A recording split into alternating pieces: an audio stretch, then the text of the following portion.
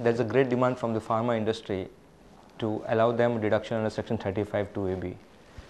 As we all know, these deductions is basically gives a weighted deduction to the pharma industry of 200% of the expenditure they incurred on the revenue as well as on the capital side.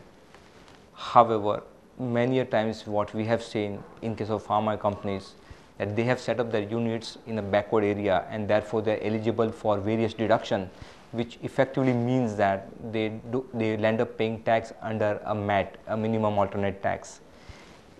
While computing the MAT, the current mechanism does not allow the pharma companies to claim the weighted deductions for the R&D expenditure, which means that the effective benefit which is available under the law is not being utilized by the pharma industry, and therefore there is no incentive for them to really incur the expenditure on R&D side.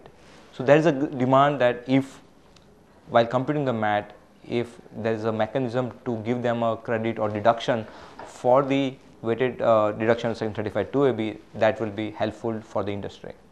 That's a big ticket demand from the industry. The second one is definitely with respect to the depreciation which is allowed on medical equipment and the pathological equipment which are used by the hospitals and medical institutions. The shelf life of all these equipments are not very large, and they have been effectively out of the service after 2 or 3 years period, and therefore there is a demand whether they can get a higher rate of depreciations from 15% to 30 or 40%. The third, which is again a lot of clarity awaited by the industry, is with respect to the free samples given to the medical practitioners. Today it is not clear whether they will be allowed a deductions or it is a non-allowable expenditure.